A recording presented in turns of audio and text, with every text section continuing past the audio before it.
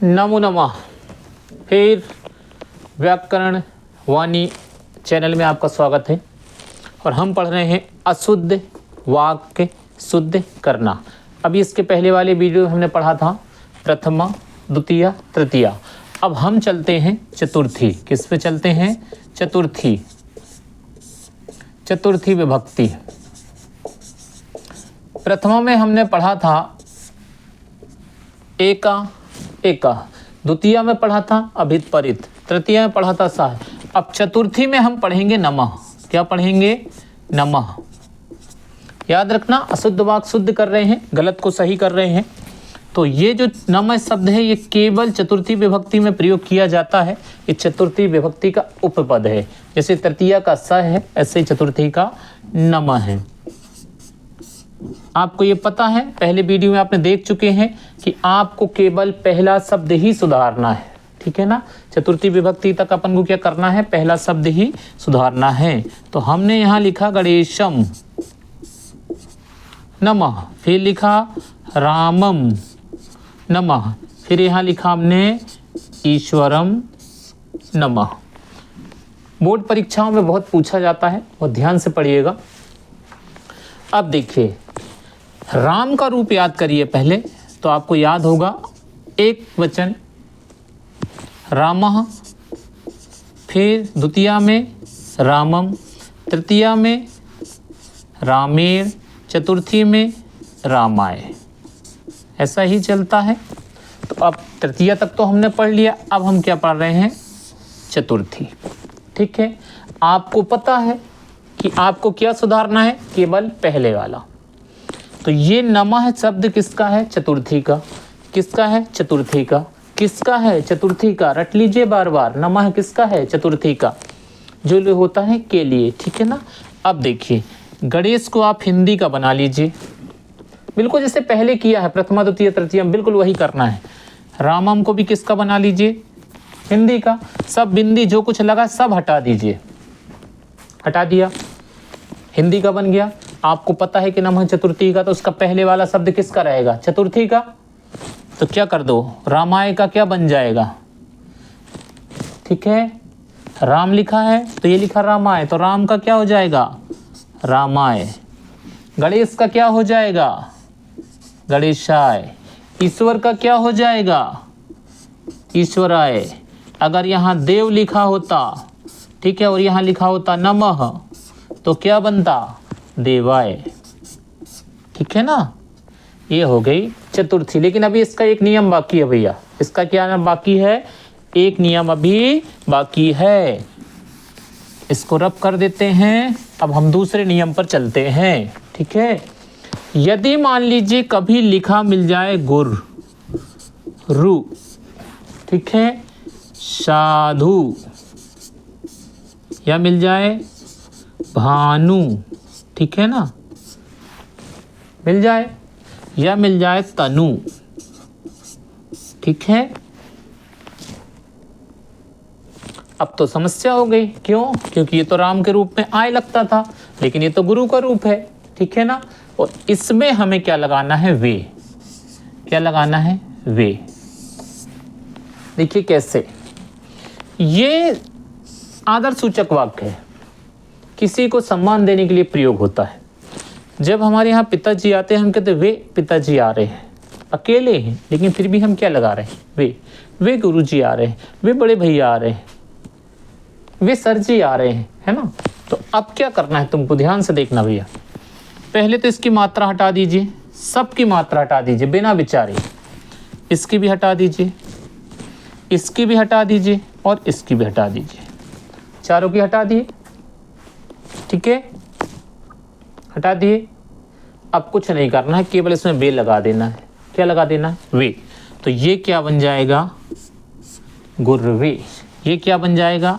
साधवे। यह क्या बन जाएगा? भानवे। और ये क्या बन जाएगा? तन्वे। अगर कहीं कल्लू लिखा होता तो ऐसा लिखा होता कल्लू, और लिखा होता नमः, है ना? प्रेम से बहुत बोलते हैं घर में लोग कल्लू। तो इसका ऊ हटा दीजिए और क्या लगा दीजिए? वे। तो क्या हो गया? कल्वे नमः। ये हो गई आपकी चतुर्थी विभक्ति। क्या हो गई? चतुर्थी। अब हम पढ़ेंगे कौन सी? पंचमी। क्या पढ़ेंगे भैया? पंचमी। चतुर्थी के बाद क्या पढ़ेंगे? पंचमी। अब चलिए, नमय हो गया चतुर्थी का, सय हो गया तृतीया का, अभित परित हो गया द्वितीया का, और एका हो गया प्रथमा का। अब पंचमी में क्या रहेगा वो देख लीजिए, है ना। पंचमी में क्या रहेगा? तो यहाँ बनेगा रामात बनेगा, ठीक है। चतुर्थी हटेगी, चतुर्थी क्या हो जाएगी? हटेगी। अब किस में आ गए? पंचमी में। अब इसका नंबर लग गया, है ना, ठीक है। तो अब यहाँ लिख दो पंचमी। आपने पढ़ा होगा, कर्ता ने कर्म को कर्ण से के द्वारा संप्रदान के लिए अपादान अलग होने पर, जब कोई वस्तु किसी से अलग होती तब पंचमी बनती है, ठीक है ना। अब देखो, इसका पहला शब्द ये लिखा पतति, गिरना। फिर दूसरा शब्द है इसका प्रवहति, इसका अर्थ होता है बहना। फिर इसका तीसरा शब्द है विभेति। क्या है? विभेति। इसका अर्थ होता है डरना। तीनों में ती लगा है और किसी में नहीं लगा था, ठीक है ना। अब देखो क्या करना है। हमने यहां लिखा वृक्षम, फिर लिखा पत्रम, पत्ती। इसमें हमने लिख दिया हिमालय, फिर हमने लिख दिया गंगा, फिर इसमें हमने लिखा रामा, फिर हमने लिख दिया यहाँ सर्पम। अभी देखिए पूरा गलत है भाई, ये आपको इसको सही करना है। अब आपको एक चीज याद रखना है, जब कोई वस्तु किसी से अलग होगी, मतलब जिसके साथ से लगेगा, जिसके साथ से लगेगा उसी में पंचमी लगेगी। उसी में क्या लगेगा? आत। क्या लगेगा? आत, ठीक है। शुरू करें। अब देखो, वृक्ष, ठीक है, से पत्ता गिर रहा है, ठीक है ना। अब बताओ, वृक्ष से पत्ता गिर रहा है, मतलब जिसमें से लगेगा उसमें क्या लगेगा? आत। तो ये क्या हो जाएगी? पंचमी। क्या हो जाएगी? पंचमी। तो राम की क्या है? रामात। तो वृक्ष का क्या हो जाएगा? वृक्षात। वृक्ष से ही पत्ता अलग होगा, पत्ते से वृक्ष मत अलग कर देना भैया, ठीक है। अब देखो, गंगा हिमालय प्रवहती, ठीक है। तो ये पहले हिंदी कर लो, पहले वाला शब्द को, ठीक है। फिर हमने यहां लिख दिया, यहां लिख दें, एक मिनट, है ना, जगह बना लें, थोड़ा सा अच्छा दिखेगा, है ना। अब देखो,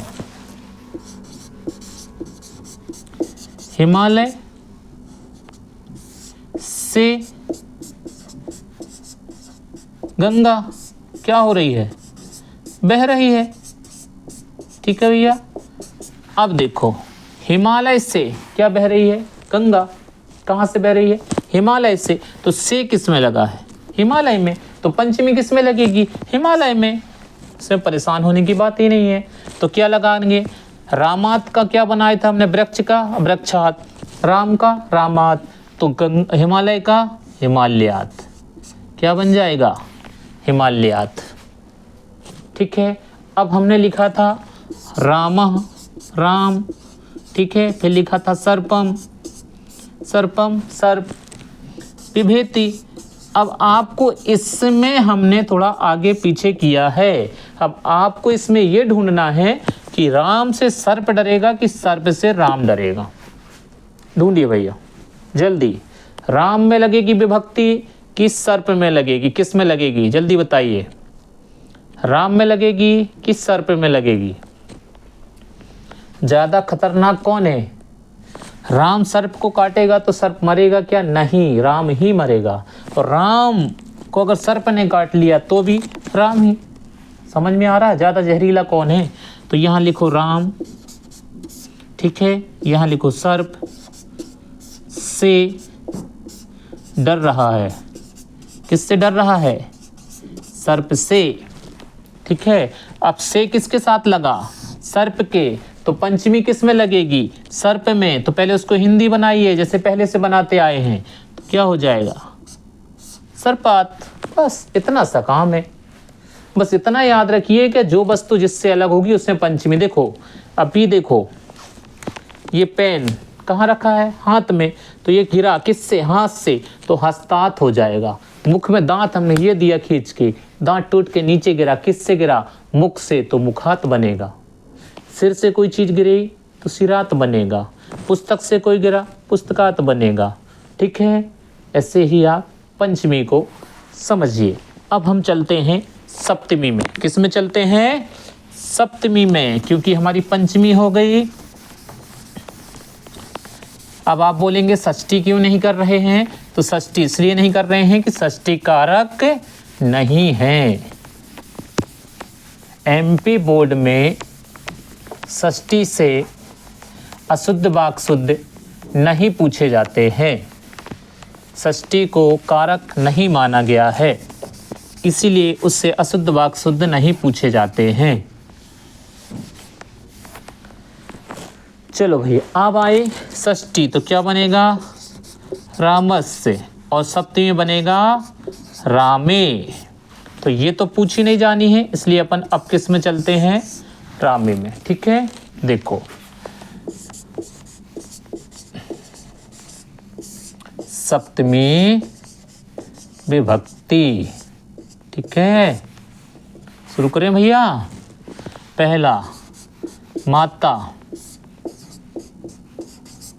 ग्रहम, अस्ति। याद रखिएगा, गलत लिखा जा रहा है उसको आपको सही करना है, अशुद्ध है अभी। ठीक है, पिता, मार्गम, अस्ति। तीसरा बालका, विद्यालयम, अस्ति। चौथा धनम, कोशम,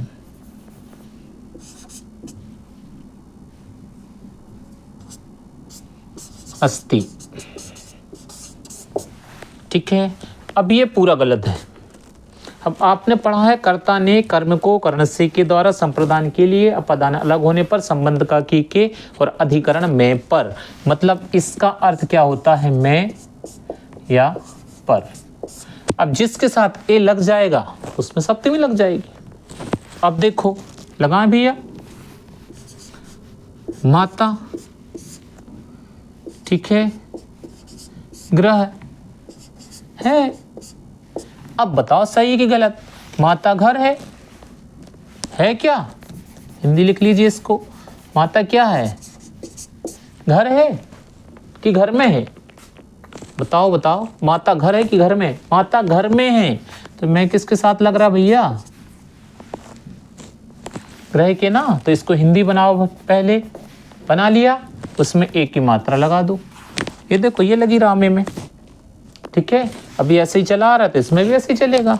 अब देखो दूसरे नंबर का, पिता मार्गम अस्ति, पिता रास्ता है। ठीक है, तो पिता का क्या लिख दिया, पिता। मार्ग का क्या लिख दिया, रास्ता।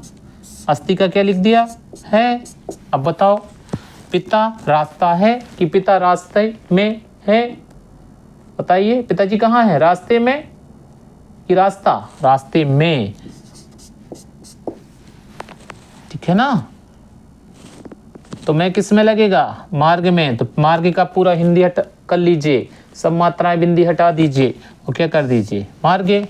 अब आपको समझ में आ गया होगा कैसे करना है ना।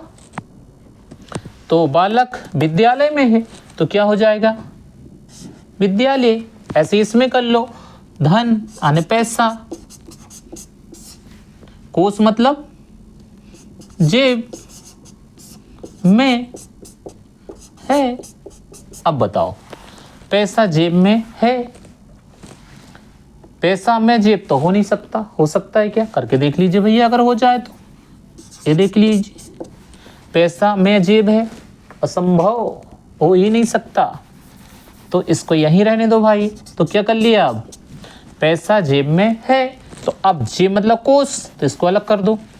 आपने सुना ना बैंक को वित्त कोष, क्योंकि वहाँ पैसा रखा जाता है, जेब है अपना पैसे रखने वाला। तो अब इसको क्या कर दो, कोसे। क्यों कर दोगे, देखो भैया, रामे है तो कोसे है, रामे है तो विद्यालय है, रामे है तो मार्गे है, और रामे है तो ग्रहे। ये हो गया आपके शुद्ध वाक्य शुद्ध करना। बार बार सुनिएगा इसको, बार बार देखिएगा, और अगर आपको अच्छा लगता है तो आप इसको लाइक कीजिएगा, शेयर कीजिएगा, सब्सक्राइब कीजिएगा। धन्यवाद।